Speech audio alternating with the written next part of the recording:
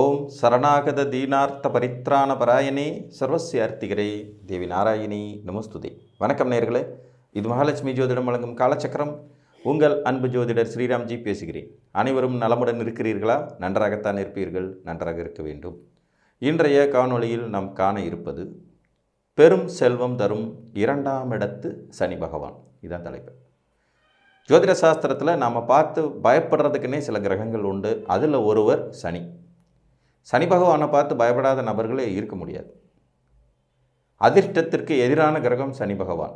மந்தத்துக்கு பேர் போனவர், கடும் உழைப்பை வெளிப்படுத்தக்கூடியவர், உடல் ஊனத்திற்கு காரக கிரகம், ஆயுள் காரகன், சொன்ன சொல்லை காப்பாற்ற இயலாமல் செய்துவிடும் தன்மை கொண்டவர், குடும்பத்தை விட்டு உதறி தள்ளி வைக்கும் யோகிதை உடையவர், சந்நியாசம் போக வைப்பவர், பரதேச வாசம் செல்ல வைப்பவர்னு உலகத்தில் நடக்கிற அத்தனை துன்பங்களுக்கும் இவர் மட்டும்தான் காரணம் அப்படிங்கிறது மாதிரி நமக்குள்ள ஒரு மாயையை ஜோதிட அன்பர்கள்லாம் சேர்ந்து துணிச்சு வச்சுட்டாங்க. அப்படிங்கிறது சற்று மிகையான விஷயம் அல்ல, இது உண்மையும் கூட. இதில் இந்த சனி பகவான் 2ஆம் இடத்தில் இருக்கும்போது ஒருவருக்கு அளப்பரிய செல்வத்தை தருகிறார் அப்படிங்கிறதும் இதே ஜோதிட சாஸ்திரத்தில் ஒளிந்திருக்கக்கூடிய ஒரு உண்மை. ஜோதிடத்தில் நாம் அறியாத பக்கங்களை அறிந்து கொள்வதற்கு தான் நம்மளோட சேனலுடைய நோக்கமே. அது மாதிரியான வீடியோக்கள் தான் இதில் வரும். அந்த வகையில் உங்கள் ஜாதகத்தில் நீங்கள் எந்த லக்னத்தில் பிறந்திருந்தாலும் பழுதில்லாமல் சனி பகவான் 2ஆம் இடத்தில் அமர்ந்திருந்தார் என்றால் உங்களுக்கு மத்திம வயதிற்கு மேல் நிச்சயமாக பெரும் பொருள் ஈட்டும் யோகிதை உண்டாகும். புரிஞ்சுதுங்களா? இதில் மத்திம வயது அப்படிங்கிறது நம்ம லக்னத்துடைய மொத்த ஆயுளின் பாதி அப்படின்னு கணக்கில் எடுத்துக்கோங்க. இப்போ உதாரணமாக ஒரு மீன லக்னம் 100 வயசு வரைக்கும் வாழும் அப்படின்னா அதோட மத்திம வயது 50. ஒரு தனுசு லக்னம் 70 வயசு வரைக்கும் வாழும் அப்படின்னா அதோட மத்திம வயதில் 35. அப்போ ஒவ்வொரு லக்னத்திற்கும் ஒரு குறிப்பிட்ட வயதை கணித்திருக்கிறார்கள் நம்மளுடைய ஞானிகளும் முன்னோர்களும். அந்த வகையில் மேச லக்னத்தில் பிறந்த ஒருவருக்கு 90 வயது வரை ஆயுள் பலம் இருக்கலாம் என்றும், ரிஷப லக்னத்தில் பிறந்தவர்களுக்கு 80 வயது வரை ஆயுள் இருக்கலாம் என்றும், மிதுன லக்னத்தில் பிறந்தவர்களுக்கு 75 வயது வரை ஆயுள் இருக்கலாம் என்றும், கடக லக்னத்தில் பிறந்தவர்களுக்கு 90 வயதிற்கு மேல் 100 வயது வரை ஆயுள் இருக்கலாம் என்றும், சிம்ம லக்னத்தில் பிறந்தவர்களுக்கு 80 ஆண்டுகள் வரை ஆயுள் இருக்கலாம் என்றும், கன்னி லக்னத்தில் பிறந்தவர்களுக்கு 77 ஆண்டுகள் வரை ஆயுள் இருக்கலாம் என்றும், துலா லக்னத்தில் பிறந்தவர்களுக்கு 82 வயது வரை ஆயுள் இருக்கலாம் என்றும், ஒரு விருச்சிக லக்னத்தில் பிறந்தவர்களுக்கு 90 வயதிற்கு மேல் ஆயுள் இருக்கலாம் என்றும், தனுசு லக்னத்தில் பிறந்தவர்களுக்கு 75 வயது வரை ஆயுள் இருக்கலாம் என்றும், மகர லக்னத்தில் பிறந்தவர்களுக்கு 75 வரை ஆயுள் இருக்கலாம் என்றும், கும்ப லக்னத்தில் பிறந்தவர்களுக்கு 80 ஆண்டுகள் வரை ஆயுள் இருக்கலாம் என்றும், மீன லக்னத்தில் பிறந்தவர்களுக்கு 100 ஆண்டுகள் வரை ஆயுள் பலம் இருக்கலாம் என்றும் மூல நூல்களின் கருத்து.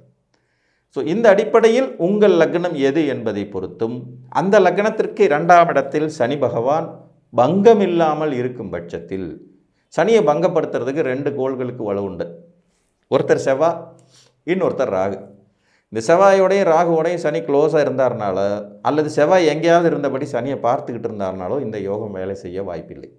சனி தனித்திருக்க வேண்டும், இது ரொம்ப முக்கியம். அது இயற்கை சுப வீடா இயற்கை பாவி வீடுங்கிறதெல்லாம் அது 2ஆம் பட்சம். அவர் பங்கப்படாமல் இருக்க வேண்டும். ராகு மற்றும் செவ்வாயினால் பங்கப்படாமல் இருக்க வேண்டும். அவர் நீச்சம் அடைந்திருந்தாலும் நீச்ச பங்கம் அடைந்திருக்க வேண்டும், நீச்ச பங்க ராஜயோகம் அடைந்திருக்க வேண்டும். ஏன்னா இப்போ மேசத்தில் சனி நீச்சம், மேசத்தில் சனி நீச்சம். நீங்கள் ஒரு மீன லக்ன ஜாதகமாக இருக்கீங்க, மேசத்தில் சனி இருக்கார் 2ஆம் இடத்துல. இப்போ இங்கே சனி நீச்சம் அடைகிறார். இந்த நீச்சமடைந்த சனி பகவானுக்கு 4வது கேந்திரத்தில், அதாவது கடகத்தில் குருவும் சந்திரன் இணைஞ்சிருக்காங்களா, இது நீச்ச பங்க ராஜயோகமாக மாறும். சனிக்கு வீடு கொடுத்த செவ்வாய் விருச்சிகத்தில் ஆட்சியாக இருக்காரா, இதுவும் நீச்ச பங்க ராஜயோகமாக மாறும். ஸோ அந்த மாதிரி பங்கப்படாமல் இருக்க வேண்டியது அவசியம். நீங்கள் எந்த லக்னத்தில் பிறந்திருந்தாலும் உங்கள் லக்னத்துக்கு 2ஆம் இடத்தில் சனி பங்கப்படாமல் இருந்த உங்களுக்கு உங்கள் லக்னத்தின் ஆயுள் பலத்தின் மத்திம வயதில் இருந்து பெரும் பொருள் ஈட்டக்கூடிய யோகிதை உண்டாகும். தொழில் முறையில் தன்னுடைய முயற்சிகளால் மிக பெரும் வெற்றிகளை அனுபவிக்கும் தன்மையையும் விடாமுயற்சியையும் நிதானத்தையும் மீண்டும் மீண்டும் முயற்சி செய்து தனது லட்சியத்தை அடையும் வரை ஓயாத மன உறுதியையும் தரக்கூடியவர் சனி. பொதுவாக 2ஆம் இடத்துல சனி இருக்கிறவங்க அதிகம் பேச மாட்டாங்க. பேசுனா பேச்சு வீச்சருவா மாதிரி இருக்கும். பெண்களுக்கு 2ஆம் இடத்தில் சனி இருப்பது ஒரு அபசகுணம் அப்படிங்கிறது மாதிரி கூட நானே நிறைய காணொளிகளில் சொல்லியிருக்கேன். ஆனால் பொருளாதாரம் சார்ந்த விஷயங்களில் சனி பகவான் வஞ்சனை செய்வதில்லை. கைத்தொழில் ஒன்றை கற்றுக்கொள், கவலை உனக்கில்லை ஒத்துக்கொள் அப்படின்னு ஒரு பழமொழி கூட உண்டு. அந்த அடிப்படையில் பார்த்தீங்கன்னா சனி 2ஆம் இடத்தில் இருக்கவங்களுக்கு ஏதாவது ஒரு தொழில் திறமை ஒளிந்து கொண்டு இருக்கும். தன் முயற்சினால் ஏதாவது ஒரு தொழிலை பண்ணி அதன் மூலம் வருமானம் ஈட்டும் சாமர்த்தியம் கொண்டவங்களாக இருப்பாங்க. சாதுர்த்தியமாக அனுபவ வயது வந்த பிறகு மத்தியம வயதிலிருந்து தன்னுடைய உழைப்பினாலும் சாதுர்த்தியத்தினாலும் சாமர்த்தியத்தினாலும் பெரும் பொருள் ஈட்டி அது அசையாத தன்மையோடு நீண்ட நெடுங்காலம் வசிக்கும் அமைப்புடன் இருப்பார்கள். தனது சந்ததியினருக்கு இந்த பெரும் பொருளை சொத்துக்களை கொண்டு சேர்க்கும் தகுதி உடையவர்களாகவும் இருப்பாங்க. இயற்கை சுபர் வீடுகளில் இவங்க அமரும்போது இந்த பலன் 100% நடந்து விடுகிறது அப்படிங்கிறது நிதர்சனமான உண்மை. உதாரணமாக ரிஷபத்தில் சனி இருக்கிறது, மிதுனத்தில் சனி இருக்கிறது, கடகத்தில் சனி இருக்கும்போது சந்திரன் வளர்பறையாக இருக்கிறது, கன்னியில் சனி இருப்பது, துலாத்தில் சனி இருப்பது, தனுசில் சனி இருப்பது, மீனத்தில் சனி இருப்பது, இந்த 5-7 வீடுகளில் இருக்கும்போது ஆட்டோமேட்டிக்காகவே அது 2ஆம் இடத்து சனி பகவான் உங்களுக்கு பெரும் பொருள் தரதுக்கு தயாராகிடுறார். இங்கே பங்கப்படாமல் இருக்கணுங்கிற அந்த விதி பார்த்தீங்கன்னா செவ்வாய் மற்றும் ராகுவின் தொடர்பு இல்லாமல் இருக்கிறது ரொம்ப ரொம்ப ரொம்ப முக்கியம்.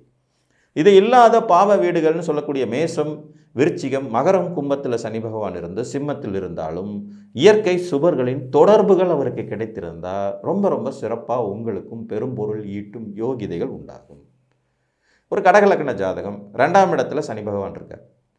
2ஆம் இடம் இவருக்கு பகை வீடு. இந்த இடத்துல சனி பகவான் இருக்கார். இவருக்கு வீடு கொடுத்த சூரியன் உச்சமாக இருக்கார். 10ல் வீடு கொடுத்த சூரியன் 10ஆம் இடத்தில் உச்சம். இந்த ஜாதகர் மத்தியம வயதிற்கு பிறகு பெரும் பொருள் ஈட்டியவர், அசைக்க முடியாத செல்வாக்குக்கு சொந்தக்காரர், மிகப்பெரிய உயரத்திற்கு தன்னுடைய வாழ்நாளில் தன்னுடைய கடும் உழைப்பினால் வந்தவர், மிக பெரும் கூட்டத்திற்கு தலைவராக இருந்தவர். இதெல்லாம் நம்ம கண் முன்னாடி பார்த்த உதாரணங்கள், கண்கூடாக பார்க்கும் அமைப்பு கொண்டவர்கள். ஒரு மிதுன லக்ன ஜாதகம் 2ஆம் இடத்தில் சந்திரன், 2ஆம் இடத்தில் சனி, வீடு கொடுத்த சந்திரன் பௌர்ணமி சந்திரனாக 3ஆம் இடத்தில் இருக்கார். உபஜயஸ்தானத்தில் வளர்பிறை சந்திரன் முழு பௌர்ணமியை எட்டிவிட்ட நிலையில் இவரும் மத்தியம வயதிற்கு பிறகு பெரும் பொருளுக்கு சொந்தக்காரராகிறார். பிறந்தது முதலே கடுமையான உழைப்பினாலும் முயற்சியினாலும் தன் அசாத்திய திறமையினாலும் மிக பெரும் வெற்றிகளை குவித்தவர். புரியுதுங்களா? ஸோ இந்த மாதிரியான அமைப்பு எல்லாருக்குமே வரும். சனி 2ஆம் இடத்துல இருக்காரு, பாவக்கோள்களோடு சேர்ந்திருக்காரு, ரொம்ப பழுதுபட்ட நிலையில் இருக்காருன்னா இந்த பலனை எதிர்பார்க்க முடியாது. ஆனால் அவர் வீடு கொடுத்தவரின் வலு மற்றும் இயற்கை சுவர்களின் தொடர்புகள் ஜாதகருக்கு பங்கப்படாமல் செவ்வாய் ராகு போன்ற பாவிகளுடைய தொடர்புகளை பெறாத நிலை, கேதுவோட சனி சேரலாம், ஒன்றும் மிஸ்டேக்கே இல்லை, அது ஒரு மாதிரி யோகமாக மாறிடும், கன்வெர்ட் ஆகிடும். ராகு மற்றும் செவ்வாய் இந்த 2 பேரும் தான் சனியை உல்டா பண்ணி விடக்கூடிய கிரகங்கள், ஒரு மாதிரி நெகட்டிவான பாதையில் திருப்பி விட்டுடக்கூடியவர்கள். ஸோ இவர்களோட தொடர்பு இல்லாத நிலையில் வீடு கொடுத்தவனும் வலுமாக இருந்து நாம் அமர்ந்த நிலை இயற்கை சுபர்களின் தொடர்புகளும் இருந்துச்சுன்னா நிச்சயமாக உங்களுக்கு பெரும் பொருள் ஈட்டும் சாமர்த்தியம் உண்டு. உங்களுக்கு ஒரு தனித்திறமையை சனி பகவான் கொடுத்து வச்சிருப்பார். அது சொல்லாற்றலோ செயல் ஆற்றலோ இயல் இசை நாடகமோ கலையோ உழைப்போ ஏதோ ஒன்று, ஒரு தொழில் திறமை இருக்கும், ஒரு தனித்திறமை இருக்கும். அதை கொண்டு நீங்கள் அறியப்பட்டு மிக பெரும் உயரத்தை எட்டி பிடிப்பீர்கள். இது 12 லக்னங்களுக்குமான முழுமையான ஆயுள் பலம் என்னங்கிறதை நான் சொன்னேன். அதன் மத்திமம் அப்படிங்கிறத எடுத்துக்கோங்க. மத்திமம்னா அந்த ஆயுளில் சரி பாதி.